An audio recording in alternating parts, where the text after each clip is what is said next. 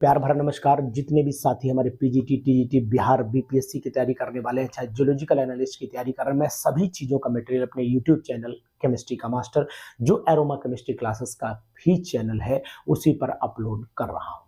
अगर आप चाहते हैं कि आपकी तैयारी भरपूर रहे, अगर आप चाहते हैं कि आपकी तैयारी में वो तरीके जुड़ जाएं जिन तरीकों की वास्तव में आपको ज़रूरत है, तो मैं कहूँगा कि आपको एरोमा केमिस्ट्री क्लासेस का ऐप अपने मोबाइल में डाउनलोड कर लेना चाहिए। और साथ ही साथ दोस्तों, एक चीज़ आपको बताते हुए बहुत ही जो है मुझे हर्ष हो रहा है कि जून में एग्जामिनेशन जो हो रहा है, उस एग्जामिनेशन के खास खास पॉइंट क्या होने चाहिए।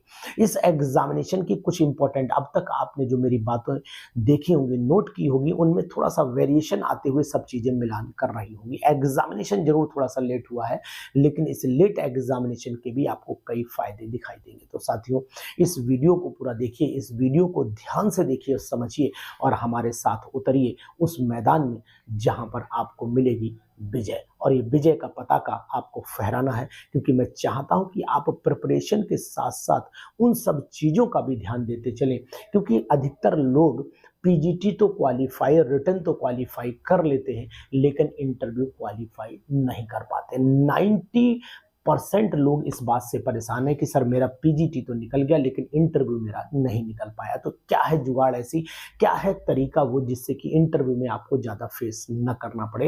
यानी कि इंटरव्यू में अगर आपने 50% भी सही कर दिया तो आपका सिलेक्शन निश्चित हो जाएगा। इस बात पर आज हमारी ये चर्चा होगी।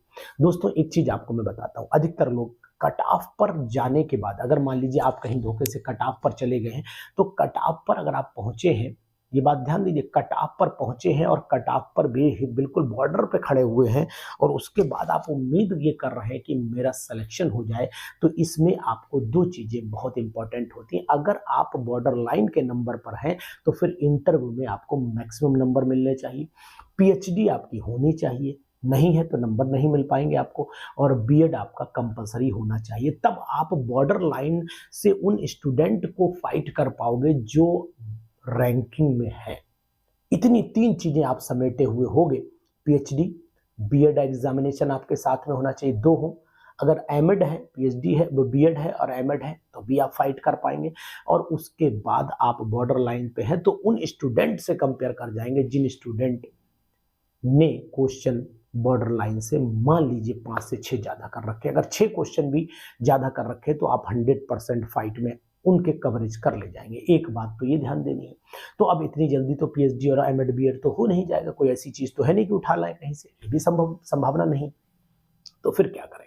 तो उसका दूसरा तरीका ये है कि आप अभी से रेगुलर क्लासेस लीजिए, अपनी रेगुलर क्लासेस को कंटिन्यू करिए, और कंटिन्यू करने के बाद अपनी पढ़ाई पर ज्यादा भरोसा करिए। अपनी जितनी मेहनत है वही आपके काम आने वाली है। कारण आपको बता देते हैं कि अपनी आपने जो पढ़ाई की होती है वो आपको लंबे समय तक याद रहती है, और वही पढ़ाई आपके काम भी आती है। इस बात का भी आपको ध्यान देना पड़ेगा, क्योंकि कारण आपको मैं बता देता हूं कि अपनी जो पढ़ाई होती है वो दिमाग में प्रिंट होती चली जाती है। तो अपनी पढ़ाई करके आप क्वेश्चन का जो नंबर है वो इंक्रीज करिए। अगर आपने इंटरव्यू में मान लीजिए 50 में से किसी ने 35 नंबर आपको दिए, 36 नंबर आपको दिए, आपको वो 38 नंबर दिए, आपको 28 नंबर दे दिया, तो फिर ये कवरेज कैसे पूरा हो पाएगा? जिन लोगों को 45 नंबर, जिन लोगों को 42 नंबर, जिन लोगों को 41 नंबर, जिन लोगों को 40.5 नंबर ये सब मिल रहे हैं, उन लोगों से अपने को कैसे कर पाओगे? बहुत सारे लोग इसी बात से बाहर हो जाते हैं, जिससे कि वो इंटरव्यू में नंबर, अब मान लीजिए उन्होंने 100 क्वेश्चन किए, ठीक है, 100 क्वेश्चन किए और इंटरव्यू में उन्हें 30 मिल पाए, या 28 मिल पाए, या 32 क्वेश्चन मिल पाए और 32 नंबर मिल पाए, टोटल मिलाकर के 100 क्वेश्चन प्लस 32 मार्क्स आए। यानी 100 को आप मल्टीप्लाई कर लीजिए 3.4 से, तो 340 वो हो गया, और 340 के बाद 32 ये जोड़ दीजिए, 72 हो गए।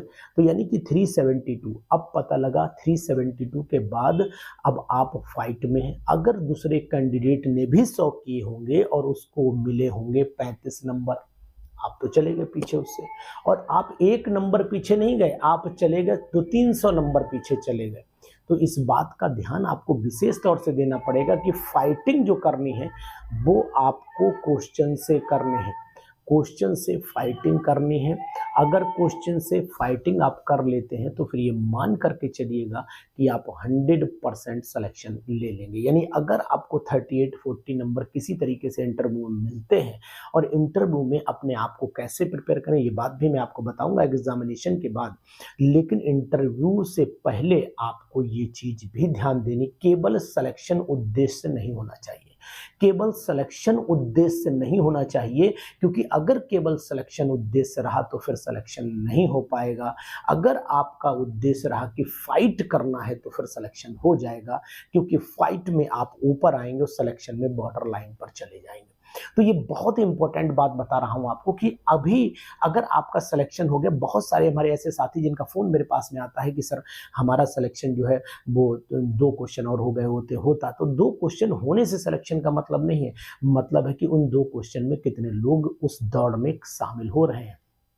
तो फिर आप इतने परेशान हो जाते हैं कि सर मेरा 2 नंबर से छूट गया, 2 क्वेश्चन से छूट गया, या 1 नंबर और हो जाता। भाई साहब उस 1 नंबर में भी डेसिमल की 4 डिजिट ली जाती है। कभी रिजल्ट देखिएगा, रिजल्ट में 4 डिजिट पर निकाला जाता है रिजल्ट, क्योंकि अगर आपका 1.125 है और दूसरे का 0.126 हो गया तो फिर जय श्री राम हो जाएगी वहीं पर। तो इसलिए मैं आपको जरूर ये सलाह दूंगा कि आप एक भी डिजिट इधर उधर न करने पाए, और इसके लिए आप सबसे पहले अपने थ्योरी पोर्शन को कंट्रोल कर लें।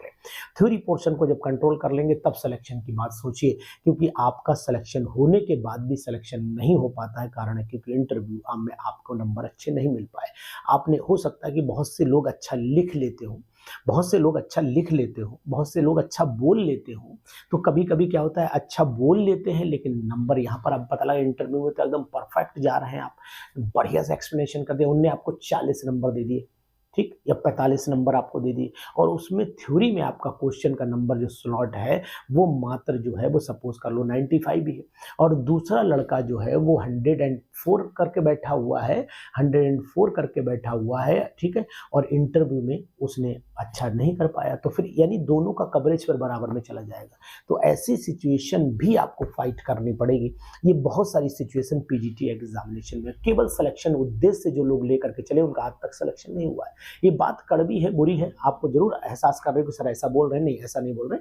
बोलने का मेरा उद्देश्य सिर्फ यही है, बोलने का मेरा उद्देश्य सिर्फ यही है कि आप फाइट में आइए, सिलेक्शन उद्देश्य न लेकर के फाइट में आने की कोशिश करिए, क्योंकि आप अकेले नहीं है, यूपी बैठा हुआ है, उस यूपी के कैंडिडेट, मैंने फाइट किया है, मैंने फाइट करके आया हूं, 108 क्वेश्चन का दावेदार मैं पूरा हूं, 125 में से सॉल्व करके 108 जो 100% आए वो 108 है, 112 में से 108 मेरे सही थे, एकदम 12 करके आया था, 4 चले गलत हो गए।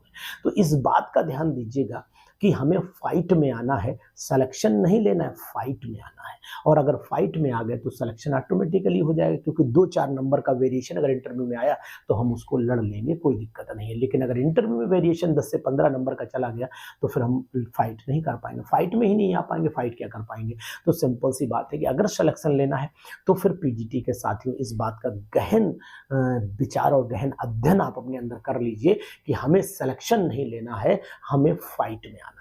सिलेक्शन लेना आसान होता है लेकिन फाइनल सिलेक्शन बहुत मुश्किल हो जाता है, क्योंकि सिलेक्शन बहुत सारे कैंडिडेट ले चुके हैं लेकिन फाइनली वो सिलेक्ट नहीं हुए हैं, ऐसा मेरा मानना है। तो इसको मेंटेन करने के लिए आप लगातार हमारी क्लासेस से जुड़े रहिए, लगातार हमारी जानकारी को इकट्ठा करिए, और हमारी बहुत सारी वीडियोस को देखिए जो नीचे ऑलरेडी दे रखी हैं, उनसे भी आपको बहुत सारी मदद मिल जाएगी। तो साथियों ये बात बहुत इंपॉर्टेंट है कि आपको सिलेक्शन लेना नहीं, फाइट में आना है। अपने दोस्तों को जरूर बताइए कि फाइट में आना और सिलेक्शन लेना में डिफरेंट है। बहुत सारे सिलेक्टेड कैंडिडेट आज भी घूम रहे हैं, सिलेक्शन फाइनल नहीं हो पाया है, और बहुत सारे लोग जो फाइट में थे सिलेक्शन लेके आराम से लेक्चरर बन गए हैं। तो अगर आपको लेक्चरर बनना है तो सिलेक्शन नहीं, फाइट में आना पड़ेगा। इस बात का ध्यान दीजिएगा। ये इंपॉर्टेंट वीडियो अपने दोस्तों तक जरूर पहुंचाइए, क्योंकि सिलेक्शन हर कोई चाहता है, फाइट में कोई आना नहीं चाहता है। ये बात आप जान लीजिए। बहुत सारे लोग साइलेंट मोड में चले गए, सुसुप्तावस्था में चले गए हैं, बिल्कुल सो रहे हैं कि जून में होगा, तैयारी कर लेंगे, अभी जरा कॉपी चेक कर लें, अभी बोर्ड का एग्जाम कर लें, अभी ट्यूशन पढ़ा लें, अभी कोचिंग पढ़ा लें, फिर दोबारा मौका नहीं मिल पाएगा आपको। तो इन सब चीज़ों से अगर आप दूर रहना चाहते हैं और चाहते हैं एक बेहतर जिंदगी जिए, एज ए लेक्चरर ग्रेड की समाज में जिए, तो फिर आपको ये काम जरूर करना पड़ेगा जो मैंने आपको बताया है। अपनी स्ट्रेटजी को चेंज करना पड़ेगा। सिलेक्शन नहीं चाहिए, आपको फाइट चाहिए। आपको सिलेक्शन नहीं लेना, आपको फाइनल सिलेक्शन लेना है। ये सब बातें अपने दिमाग में सेट करिए। आपका सिलेक्शन 100% हो जाएगा। तो ये वीडियो अगर आपको अच्छी लगती हो तो दोस्तों तक जरूर पहुंचा दीजिएगा, क्योंकि हम ये चाहते हैं कि सभी का भला हो। और हमारे क्लास पर आइए, एरोमा केमिस्ट्री क्लासेस के प्लेटफॉर्म को ज्वाइन करिए, आपको 100% बेनिफिट मिलेगा।